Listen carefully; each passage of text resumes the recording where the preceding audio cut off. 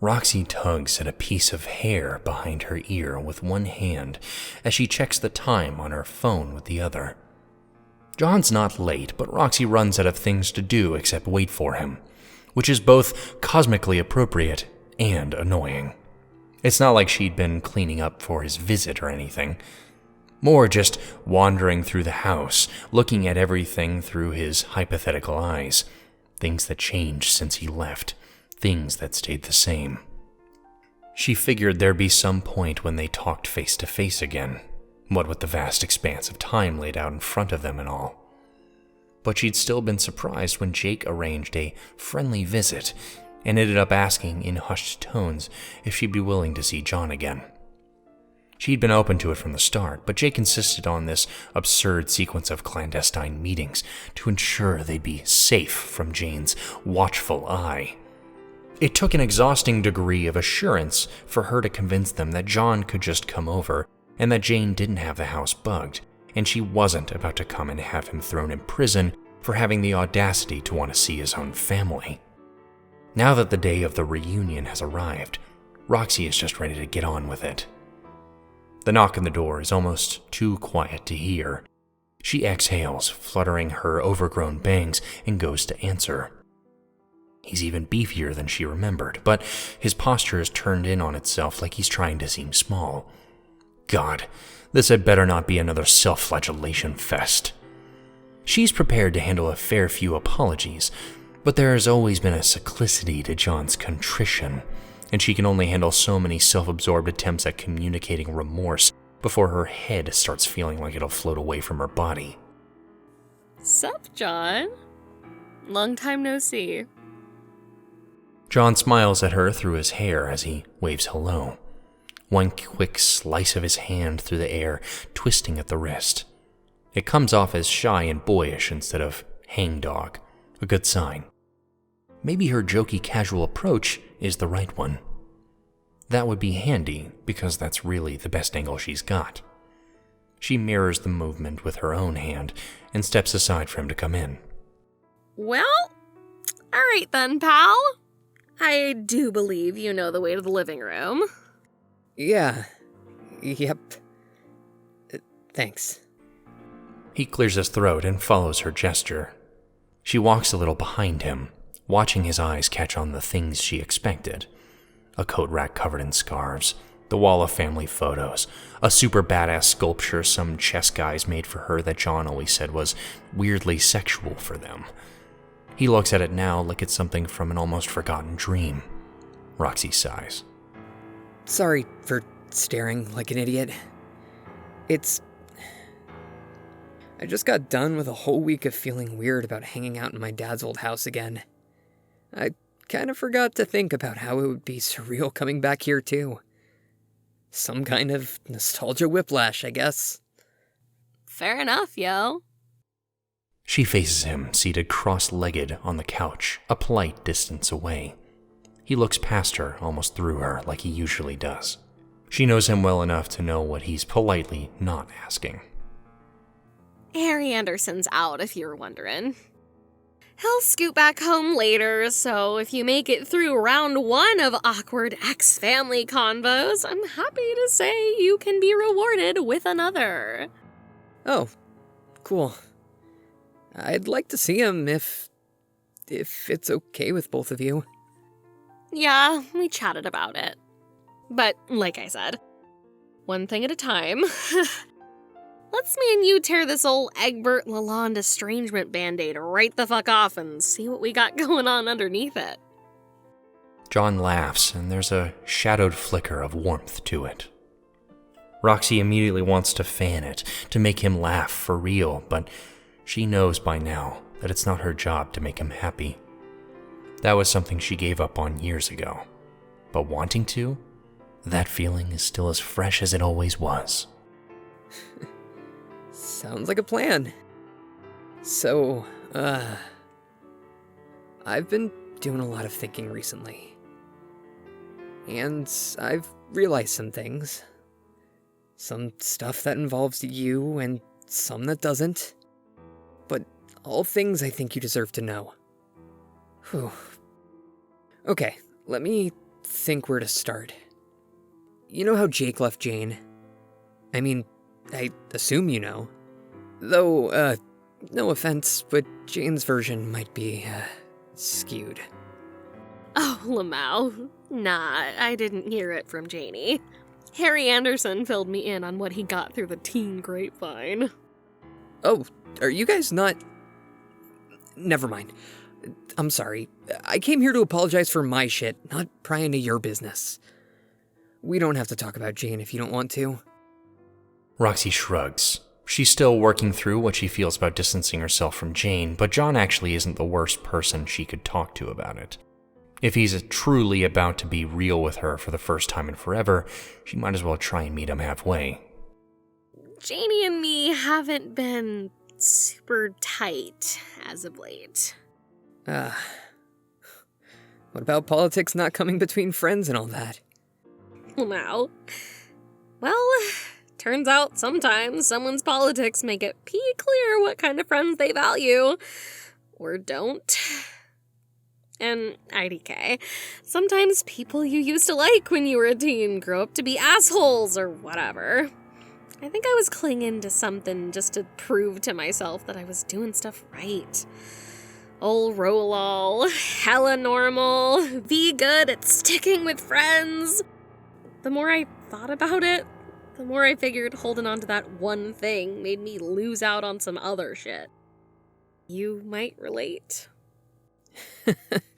You got me there, I guess. Anyways, I'm not trying to take up all your big speech time with my stuff. You were telling me about how Jake and Janie finally went splits ways and how it gave you some kind of epiphany? No, it's cool. I'm glad to hear it. We can come back to your shit after my shit. Maybe. But yeah.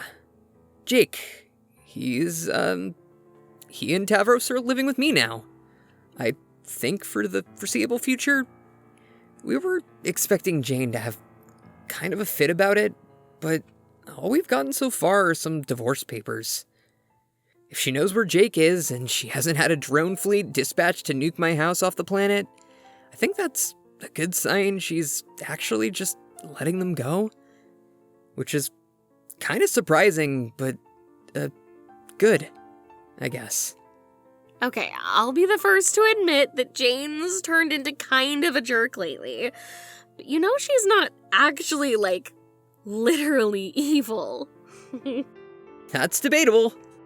Sorry to disappoint, but Jane's just a person. And you can't actually blame her for everything that went wrong in our marriage like I was her helpless thrall or something. That's not what I was saying. Okay, neither of us came here to argue about Janie, did we? You're right. Let's just not talk about her. Yeah. Anyway, I've been doing a lot of thinking about how things got to be like they are. I guess I'll just come out and say it. I completely fucked up your entire life. I'm not gonna pretend like there are two sides here. It's my bad. Totally. Not just what happened to our marriage, though it's also true that that's completely my fault. But even before that, I think I fucked up on just this massive fundamental level. And it's what I did. Or, well, what I didn't do. That caused every stupid bullshit thing about the way this world is. None of this was supposed to be this way. Honestly, it doesn't feel right that we got married at all, does it? Your life was heading in this whole other direction with Callie, and I don't know. I just kind of took that from you. I think I ended up taking a lot of decisions from a lot of people. Everything took a back seat to what I wanted. Whatever cosmic significance the lives here do or don't have, all the pointless suffering I've created is inhumane. And... Nah. I'll stop you right there, my man. She feels a little bit bad cutting him off. This conversational space they've carved out for themselves is balanced on a tenuous trust, and she doesn't want to scare him away. It's just that she could feel his whole speech gathered up inside him, poised to gush out in a long-note ramble. It's frankly just some bullshit. She knows more than he does, and she doesn't need to hear it. She's not a kid anymore, and she doesn't have to pretend someone else is right just to keep the peace if she doesn't want to. I'm sorry, John. I love you, but this is some hot steaming horse shit. What? John's gaze slides over to focus sharply on her face for maybe the first time since he showed up on her doorstep. Goosebumps trail down her shoulders, but she doesn't let the closeness of it distract her from her frustration. It's some real jerk-off emoji stuff is all I'm saying. You think your choice mattered so much that no one else's could measure up? And then what? Did you get what you wanted? Did your life end and the points got tallied and you came out on top, or like what? Still pretty much seems like we're moving to me. And you sure don't seem like you're winning, so where's all this good shit you got that you gotta go around handing out apologies for? Also, damn, dude, while we're at it, you forgot to actually say sorry in that apology. No, I didn't. I just meant... I'm sorry for fucking up your life, or making it not... I like my life! I mean, it ain't perf, and I got my fair share of fuck-ups and mistakes in there, but you don't get to tell me it's fucked up, or that it isn't real, or something. It's mine! So much for the jokey, comfortable approach. She tilts her chin up and tries to breathe evenly as she holds eye contact. He's been looking at her, really looking at her, and she doesn't want to blink, just in case that shatters it. John doesn't respond. He just sits there with his mouth hanging open, staring. He blinks a few times, slow, but he's still focused completely on her. The corners of his still open mouth pull themselves up helplessly into a smile. What are you looking at me like that for? No, I'm sorry. It's just... I used to be so angry that you wouldn't tell me what you really thought before. Not like I wanted to fight, but like... I'm just not used to this flavor of Roxy. Sounds to me like you just disproved your own hotshot theory then, genius. Huh? You wished I was one way the whole time we were married, but I wasn't. But now that you're all convinced that you're the only real boy in a crowd of puppets, here I am, being me, just like you ordered, only I did it without your help. Widen your zoom, my man. I'm not acting like this now because you want me to or because you don't want me to. I was bad at standing up for myself then, and I'm learning to be good at it now. I've got my own self-actualization train. You're just pulling into one of my many Roxy figure some shit out stations right as I built it.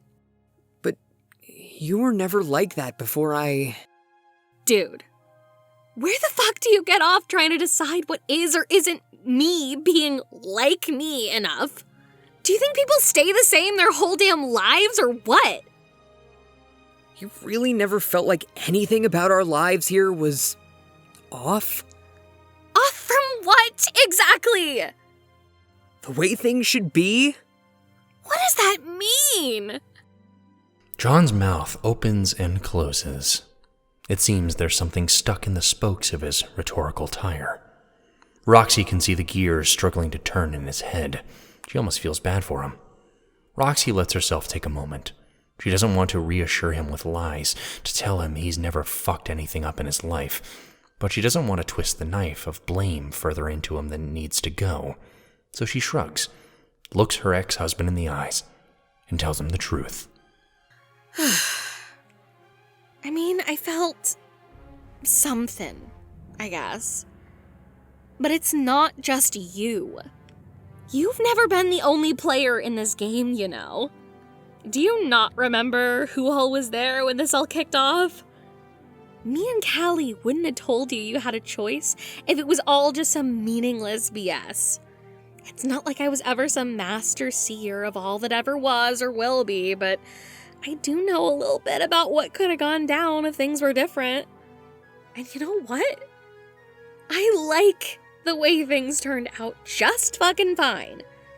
So maybe you could stop wasting precious eternity, thinking you're so special and that it's your fault everyone's not perfectly happy. John is quiet. Roxy has more to say, maybe, more things she's half thought about, but never quite put words to, regarding the paths her life could have taken. This has already been a lot of truth for one moment, though. So she pats John's knee and walks to the kitchen for some water. A glass in each hand, Roxy leans against the counter, breathing. She's still running on the adrenaline of getting all that out, and the surface of the water trembles with it. She watches the ripples, watches her hands. She wonders if they will ever wrinkle. When she sits back down next to John, he takes the glass wordlessly. After a minute of reflective sipping, which she is grateful for, he speaks. I just kept wanting to find ways to make everything make sense, you know? But maybe it just fucking doesn't. I know we became grown-ups in a world built specifically and cosmically for us. So I get wanting to find a pattern in everything. But not everything has to be that deep. And when you think about it, looking at it that way, like everything has to be this elaborately purposeful, heroic design to be worthwhile, is actually pretty shallow. Oh, yeah, I guess.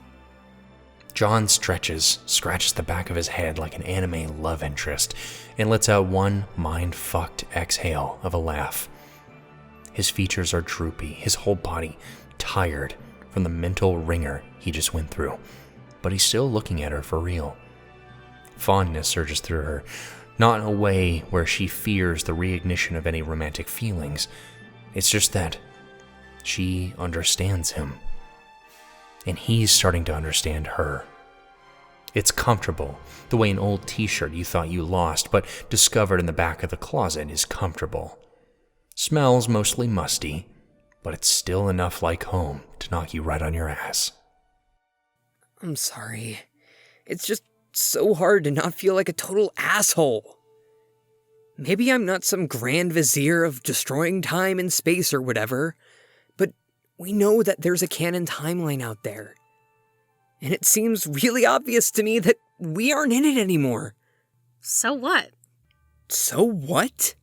Yeah. So what? The fuck do I care that there's some other reality out there someone arbitrarily decided is the real one? What's that have to do with the life that I have now? What is there actually that makes this one mean less than that one to people who are actually in it? You never feel like it would have been better if things had gone a different way? Magic or no, I could have done a lot differently. For you especially. Stuck around or... fuck. Stayed out of your way to begin with. Let you and Callie do your thing. Or do whatever it was you seemed to be headed off to do. I just didn't expect it to be me after... Roxy wrinkles her nose. Thinking about all the lives she could have led makes her feel dizzy. Nah, don't say that.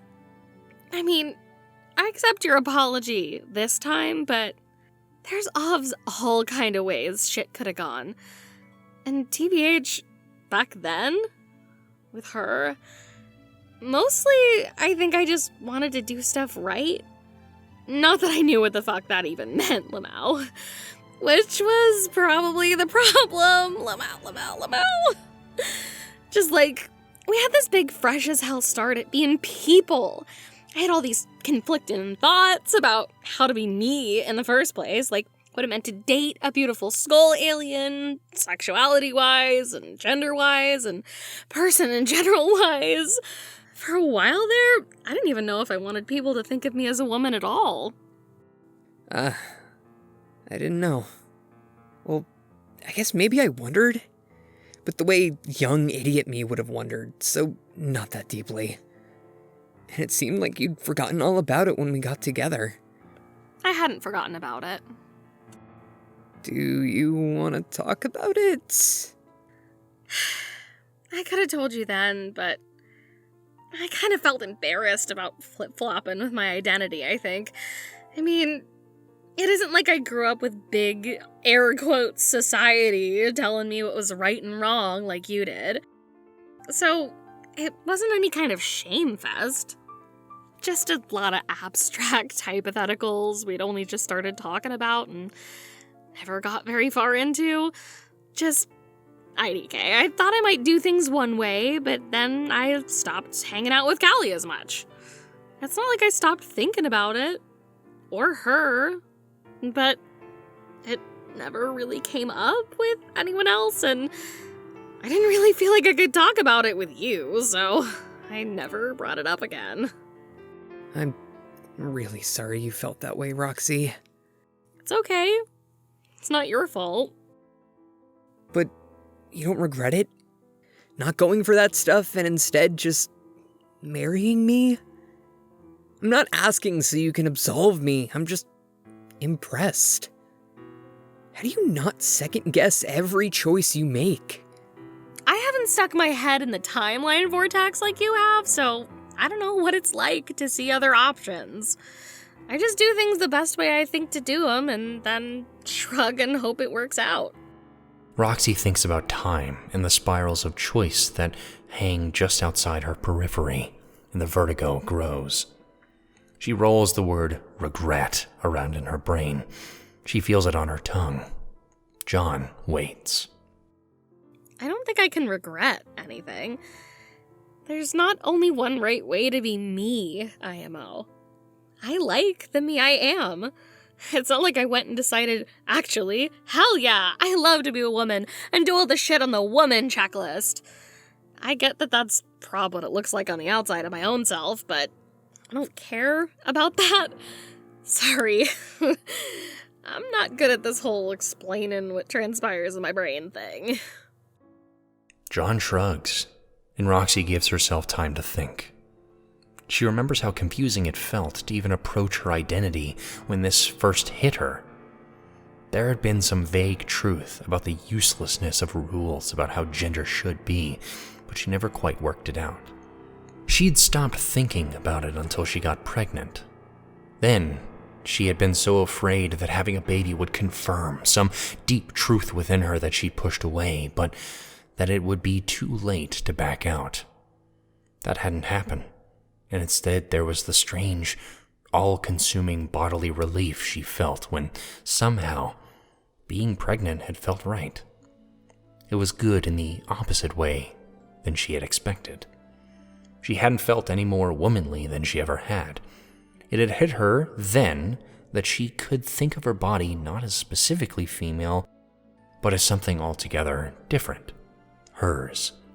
A flesh machine shifting pieces around to create a person. Her breasts, which she had not really known what to do with or how to feel about, suddenly had a specific, practical purpose.